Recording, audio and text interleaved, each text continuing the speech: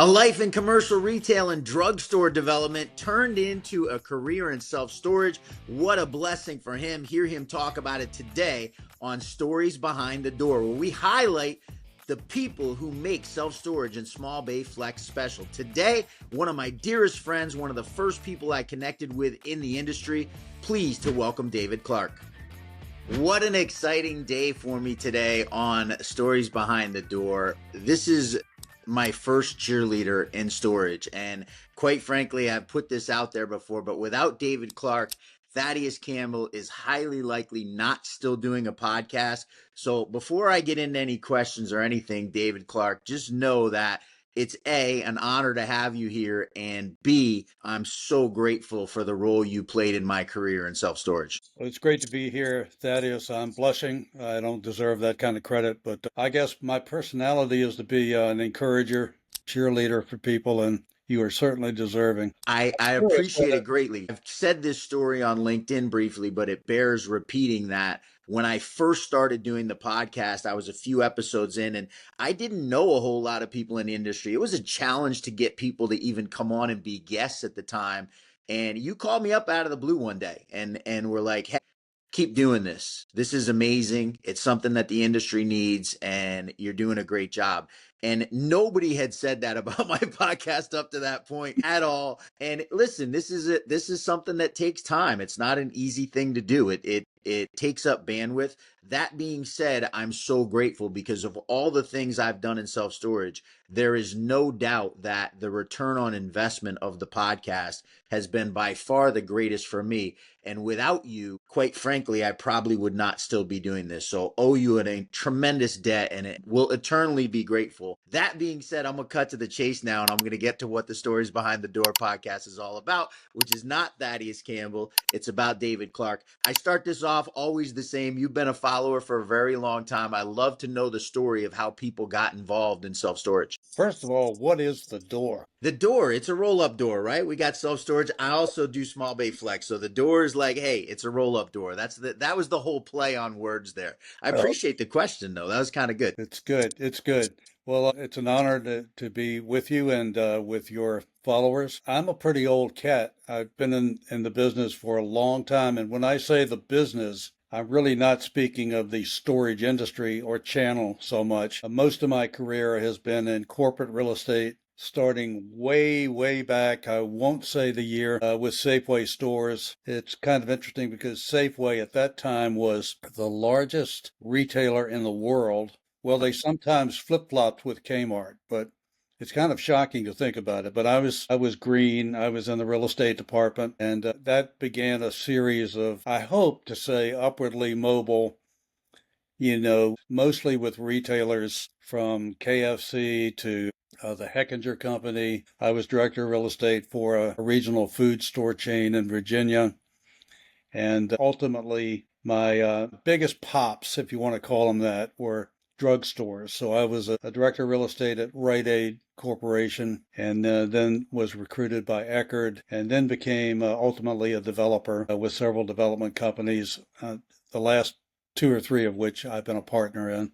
And then because my license was affiliated with Mid-Atlantic Commercial in Yorktown, Virginia, the Storage Acquisition Group was born out of Mid-Atlantic, founded by Monty Spencer, a good friend of mine and yours. Yeah. And more than a good friend, really. And now it's grown into a full-blown company of about 12, 13 years old. Love that transition and want to talk a little bit about TSAG, which is the acronym that you guys often refer to yourselves by as the Storage Acquisition Group.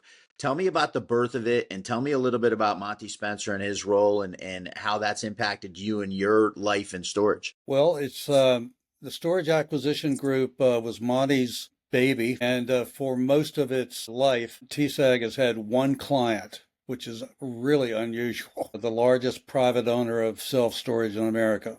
So a private company. And over about 11 years or so, hope I'm getting this right, TSAG sourced off-market facilities. Normally they were fully leased, economically leased, and often portfolios of storage facilities to that client to buy. And it took us well over I think, $2.5 billion in assets Wow. that we brought to the table for this client to buy. That client sort of pivoted in its business strategy, which forced us to pivot. And so I can talk about that in a minute. But when I first came into TSAG, I really was like in a separate entity that we created called Ascendant Companies. And Ascendant was born to basically source off-market development opportunities for select developers that wanted to use us. And the reason I came in is because most of my competencies, well, not most, but many of my competencies were in ground up development. Yeah. So I'd done ground up development for almost every retailer that I worked for, especially Rite Aid and Eckerd. I did hundreds of deals with Farm Fresh, actually developed shopping centers where Farm Fresh was the anchor, etc. That's why Monty wanted me to kind of be grafted into TSAG, but under a different banner to do ground up development. So once Ascendant sort of ascended, I was full time in that, and then Ascendant descended. And because development became, iffy and rare. And frankly, it's hard to get paid on land deals because they take so long to do. You might take 6 months to contract something, 6 months to source it, 6 months to contract, and nobody knows this better than you, Thaddeus. I'm laughing because I just hired a couple people a few months ago to cold call, and I Right, wouldn't let them cold call on raw land right. because you can't make enough money in a short period of time to, especially if you're doing 100% commission, which a lot of us do, right? Like that's a That's pretty right. common deal. The life cycle of a raw land deal is not for the faint of heart. And quite frankly, you're buying an existing asset. It's a significantly bigger chunk of money than a piece of raw land. Why would you go be a land broker? That's a tough business for anyone getting into it. That's why I was laughing. I felt like I needed to explain.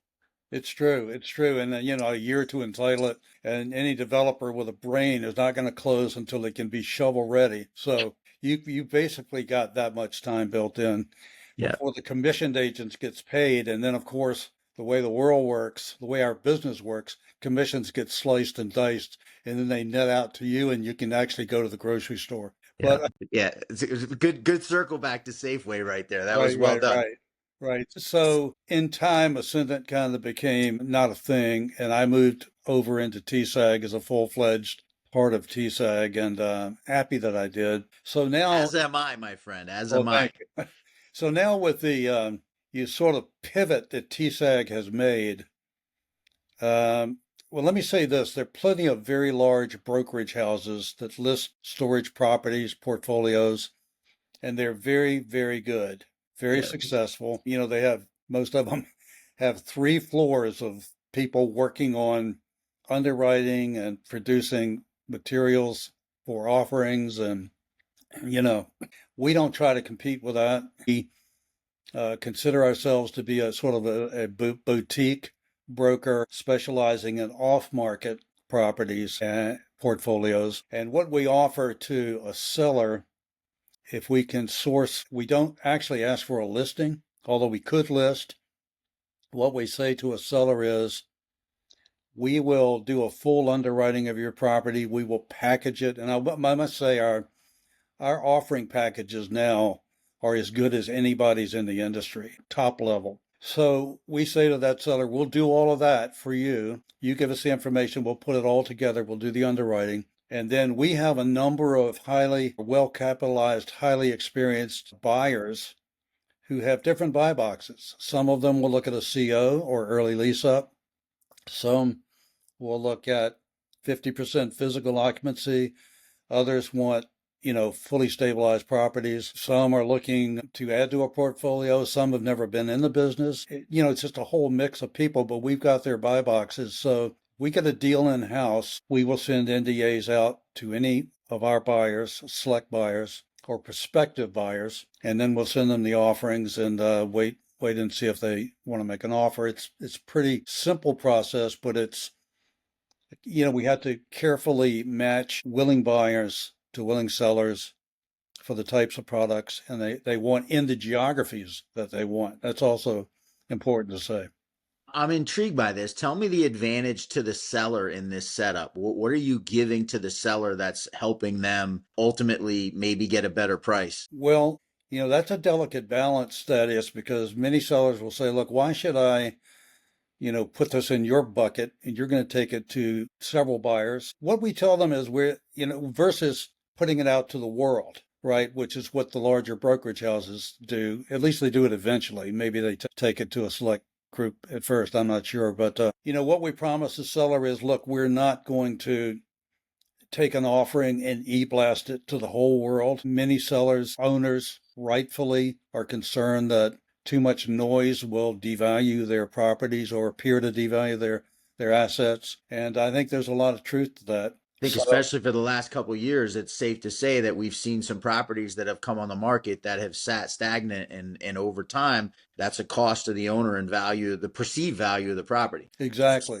The other thing is that we don't, we are not asking for a listing, so we really only control the real estate or the asset through the relationship with the potential seller. Another thing is that our buyers pay our fee, so that's a biggie for an owner seller. And so it's and then the other thing is that we try to specialize in off-market deals. So these buyers wouldn't know about these deals otherwise. And I so was going to ask that question. What's the advantage to the buyer pool? yeah. Well, we won't fill their inbox with stuff that they have no interest in, and we should know that, just like throwing it against the wall. Yeah. So we know what they're looking for. We know where they want to be, how they want to be there, and then we can match the asset to the buyer. So it's kind of should be a seamless process. We spend a lot of time in the back office putting these materials together. It's interesting to see what a seller's ask is versus our underwriting. Yeah. Sometimes our underwriting says you're not asking enough, really. More I'm shocked often, by that in the current environment as we see stuff coming on the market for a 5 cap sale price where interest rates are 6.5, 7. That's right, right. it's nice that, hey, listen, if you can identify value for a seller that they may have missed, that's fantastic. And then in the mix, if a development opportunity comes along, I don't ignore that. We have people, yourself potentially being one, that would be happy to look at a development site, and 100%. why not? So I This really, is it's a great topic that you opened the door of that I want to go down with you, because you and yeah, I met when I was running Shovel Ready Storage for a previous group that I worked with. Shovel Ready Storage was a name, by the way. It wasn't the reality of most of what I was selling, but this is 21, 22. And quite frankly, I was very successful at taking semi-entitled deals, right? We'd have a geotech survey, preliminary site plan, phase one done. In some instances, we might have gotten to site plan approval, but very rarely. And in 2021, 2022, I was able to flip those deals very successfully for a significant chunk of change. Granted, 9 month window, year-long window to get that deal done, but you're making five, six, seven, $800,000 on an assignment fee. That timeline is not terribly burdensome. The market has shifted a ton between where we were at in 2022, 2025. Talk to me a little bit about your experience in the development market, and what we're seeing right now with ground up development deals, some of which are sitting without any movement. well, that's the thing. Honestly, I don't spend a great deal of my time chasing, but let's define them as deals that are planned, or I don't worry about the prospective ones because that's usually just a rumor, but Yeah. a planned where somebody's actually done some due diligence, filed a plan or an application, or even permitted, as you suggest. And you're right, many of those deals, some of which are very good, have just, they are just in a paused forever situation. Developer, normally the problem is he can't get the financing, or he can't finish the entitlements because, as the cost of entitlements has gone up as well. Probably not unusual on many of these deals to end up with $500,000 just in sunk cost to get a property entitled. And that may not even include the construction documents that have to be permitted. So, lawyers, consultants, tests, studies, it's and Civil engineers and architects are not the I mean, cheapest people in the world to hire, and lawyers are more expensive than they are. So yeah, I'm laughing with you at this point. Again, well, we might be crying at some point, but I'm you know, laughing in lieu of crying, yeah. David. That's healthy. One thing I notice, interestingly, coming from sort of the retail world to the storage world, is if you build a shopping center, like if I were building a shopping center, let's say in the old days, not so much anymore, I'd have the Safeway lease signed, Hmm. right? And I might have the other Sirius co-anchor signed. And then I'd buy the property and build a facility. And on day one, and Yeah. maybe I even have pre-term rent. So I've got revenue pretty early in the game. With storage, you spend all the money, you open it and have no revenue. Yeah, no pre-leasing and I storage. You mean, don't get day one revenue. You're lucky if you get 2 or 3% occupancy in the first month. right. So that's a totally different kind of asset view. It's for the guys that can hang in for the long term, until they can get the value, until they can break even and then get to the ultimate fully execute, fully occupied value. Economically occupied. Yeah. Economic, yeah, the word didn't I come to want me. to I want to ask a question, and I got a couple questions I want to ask here. One Sure. of them is about the development length of self storage, right? That timeline and how different it is from most other asset classes. The first question I want to ask though is because you come from a different background in real estate, I'm very intrigued to get your take on the self storage industry and the way it operates. I've always found this to be an amazing thing where similar to the story of you and I, where people are just so helpful. It's so different and anathema to anything I've experienced before in my life. Right. It's I'd true. like to get your take on it relative to other, because I haven't been in any other real estate asset classes. I mean, I did single family flip, fix and flip, but that was for a year, not like I had a huge amount of exposure. I'm interested to compare to Safeway, to Eckerd, to Rite Aid, to those other development asset classes that you were working in. Is storage different than those? And if so, maybe your take on why that is. Well, I would just the way I sell storage to investors that maybe don't know too much about it is I say you can do retail, better be careful. All the anchors are moving out and the small shop tenants move out. When I was doing drugstores were coming out of inline spaces and taking the A corners. Cost was almost no issue. We've got to be there first. So all that activity was going on. And then tenants started turning over. If you're doing multifamily, you have to do constant upgrades. You have to do move-ins and move-outs. You're trying to jack rents. Your properties age, and you have to work on them. You have to have a big capex budget and reserves. Same thing with other asset classes, whether it's independent living or those other things. When it Yeah. comes to storage, what I tell people is, look, the key thing is rates, followed by you better know who is coming around you in a trade area Yep. because those rates may not hold up if you get a Yep. lot of competition. So it's the supply demand ratio. We all understand that. It's the rates and it's the pipeline of competitors coming within the trade area of a proposed facility. Then you have to say, well, okay, if the storage metrics are good, if the location characteristics are good, and by that I mean traffic, visibility, adjacencies for retail, and whatever else brings people to a location, if all that is good and you build, let's say, a 3-story climatized facility and you do it well, all right, let's give all those things to you. Now, what do you have to do for the next 50 years? Not Keep a lot. It's a going? steel Not a lot. building. You don't Yeah, even one need one or two toilets. you don't even need grandma anymore because everybody has an iPhone or an Android phone Isn't and that do all their amazing? business through the phone or through a kiosk.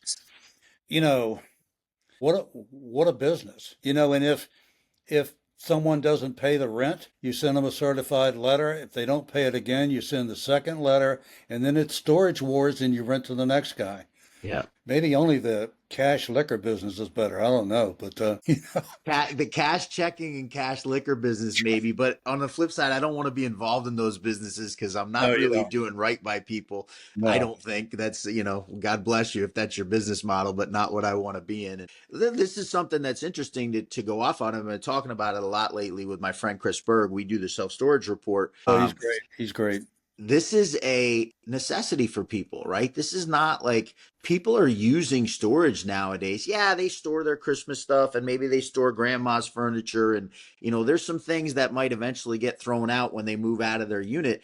But we're seeing a much bigger portion of people that are utilizing self storage now to run small businesses. And quite Yeah. frankly, it's kind of kept storage alive for the last couple of years as the housing market has been less than dynamic. Well, and because you also have another business that you run, the, sort of small bay industrial, there's a huge demand for it. There's almost, you can't find it if you need it. And so that drives you to self storage. So you're absolutely right. The other thing is, for just from personal experience, I have, an attic and a garage full of stuff that came out of a storage unit because he wanted to bring it home, and it's still sitting there. Right. And our children don't want any of it, Yeah. right? So what do you do with it? Most people in my age bracket and seniors, they put it in storage. They don't know what to do with it. So, and then the rate gets jacked and they get mad. So they go over and they go behind the door and they I look at like it that. and they say, I'm not moving this stuff. And they put the door down and they just pay the rent. Listen, it's the reality of human nature, right? For me to Yeah, go move my stuff out of let's say my storage unit goes from $110 to $170, right? It's right. $60 a month. I'm not thinking about that multiplied over multiple years. It's just not the way our brains typically work. The No, cost of me taking a Saturday to go rent a truck, if I don't happen to have one that's the right size, and to get some buddies to help me. I mean, you nailed it, right? Nobody wants to do it, which is one of the reasons that the I think the Armand Nagajanian, so I mentioned a lot because he posts such amazing statistics on LinkedIn all the time. he He does. talked about the median lifespan of a tenant, and it's like 18 months. But the reality of that is like 70% of the tenants are 8 months or less. And then you have 30% or 40% of the tenants that are there literally for years. And Yeah. and to your point, but it goes back to kind of the earlier point about what a great business, because you're providing something that clearly people want, right? This is an asset that people utilize, and we're seeing it now even over the last 5, 6, 7 years. As you might argue, there's been a little too much ground up development. We're still seeing these facilities lease up and ultimately come to a place where they're cash flowing. We certainly haven't seen a ton of distressed sales. That's the reality of the That's true. market, right? And we all know the statistics. I may not be current on most storage. Three or fewer facilities are owned by moms and pops. The REITs are ascending and buying more and more, and in some cases merging, as we saw with Extra and Life. And Armand, he had an interesting take on Extra Space's pricing. Mm-hmm. Life Storage is kind of fully integrated. Their rates are likely to go up. I thought that was interesting. But Very. I saw that chart the other day. It was yeah, very, yeah. yeah, definitely an interesting one. And then the other thing is, compared to where I spent most of my career versus storage, is it's more family like. The people are nicer. There's less predatory everything and mercenary everything, Yeah. that you see in other real estate fields and channels. Self Yeah. storage people truly are a nicer bunch of people. And I really appreciate that. There's more integrity, there's more faithfulness to the task, the mission. And, now over time, everything becomes more institutionalized and Wall Streetish. May get a sharper edge on it, and will. But, compared to retail, industrial, some other categories, multifamily, it's a nicer place to be.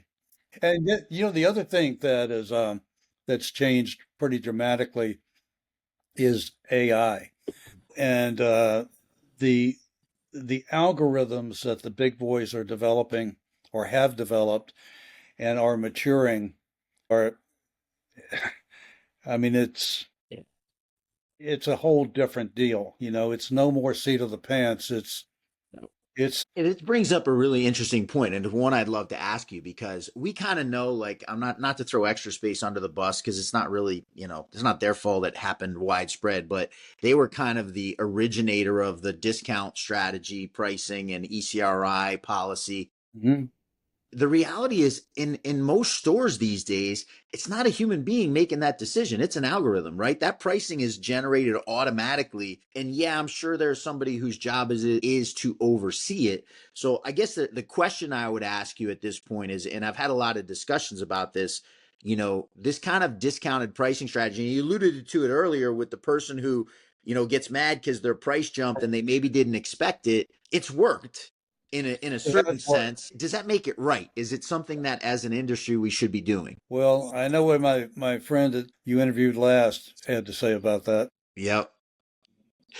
I would say, a lot depends on what your goal is. If you're looking to be fully occupied, but it's only physical occupancy, then that's one strategy. Economic occupancy is what really counts, as we all know. And so it kind of depends on what your end game is. The holy grail in this business, I hate to put it that way, but it's really like the key to the kingdom is to know what the achieved rates are in these facilities, Yeah. not just the advertised street and web rates. I mean, that gives you something, it gives you a lot, but it does not speak to what the achieved rates are. If you could get hold of them, Yeah. then you really would know how facilities are performing. You absolutely nailed it as Yeah. a developer. And listen, I'm certainly involved in small bay industrial flex, but still looking at storage deals. And quite frankly, any piece of land I look at, storage is always going to be a better return than small bay industrial flex for a few reasons I get into another time. But my point being, if I can understand the achieve rates in a market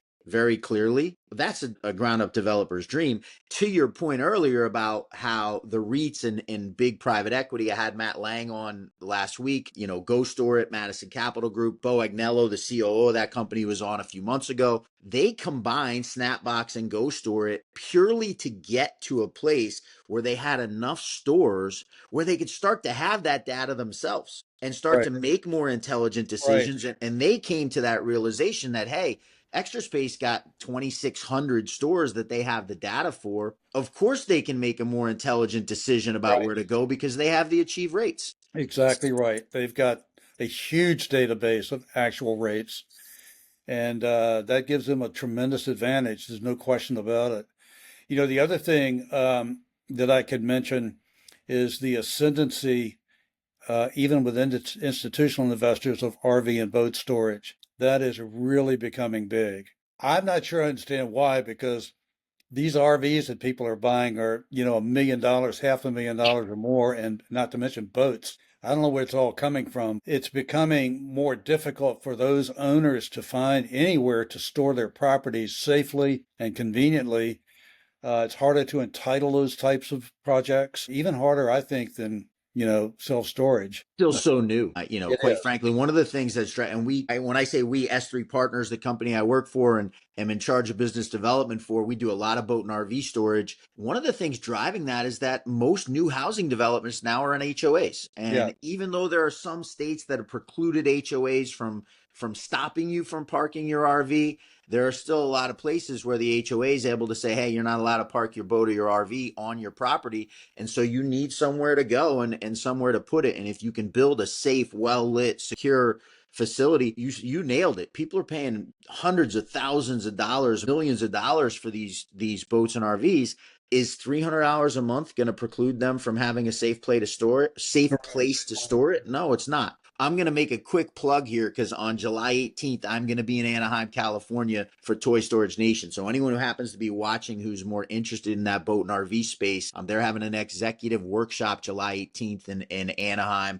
Eric will have the scroll down here with the sign up registration link when this airs on YouTube. For the rest of you, go to Toy Storage Nation. You'll find the information. I appreciate you kind of making that little segue into a plug. You get to hear from, if you come out to Toy Storage Nation, you get to hang out with me and learn a little bit about boat and RV. I'm also going to be talking about small bay industrial flex at that meeting because right now, a lot of those projects, if you have a big enough parcel, there are two things that work very well together as far as doing some small bay flex and some boat and RV. well, it's your podcast, so you can do that. But I'm going to jump in and plug that TSAG is going to be in a booth at the SSA in Las Vegas. Ah, I love it. You gonna feed me another steak, man? Because I'm gonna tell you this. You You've know what? taken me to two dinners. I owe you big time. We got to get a deal done here. I'm I'll just kidding. take it. We went to dinner in New Orleans in 2023, fall convention in New Orleans, and I can't remember the name of the restaurant. I wish I could. The best steak I've ever had. Many, many, many reasons that I am grateful for one David Clarke, and we spent a night in National Harbor having dinner too. We're the Carnivore Brothers. We are. Listen, I'll have a steak with you anytime, brother. The next one's going to be my treat. Okay. I try and honor the 30-minute mark here, and we've already gone over, which is a testament to how easy and how much fun it is for me to talk to you. I'm going to close with what I started with, that you are a special human being. Keep being the way that you are. You guys out there, if you don't know David Clarke, reach out to him. If he has something to offer every one of you, whether you're an investor or developer. He's a person that you should absolutely know. And he and Monty Spencer and the rest of the team at the Storage Acquisition Group, really, really nothing but great things to say about all of them. And That's very kind. cannot thank you enough for coming in and spending a half hour. It's a I gotta say pleasure. a half hour plus with me now, so I I appreciate it. just, my presence pales in comparison to your former interviewees. So I'm honored to be in that group. That is far from the truth, my friend. I will forever count you as my friend, and one of the very first people that literally one of the first 4 or 5 people that I ever spoke with in storage. We were talking about Ken, Ohio, and a couple other deals that I was working on back then. Just, I love you. I value you Same and here, brother. consider you someone that I will forever be indebted to. So thanks Thank so much for spending some time. That is it for this edition of the Stories Behind the Door podcast. Now you know what the door is all about because Dave asked the question. So you. Right. everyone knows the door is the roll-up door. That was kind of the play on the words for the name of the podcast. We will see everyone back next week. Great. Thank you.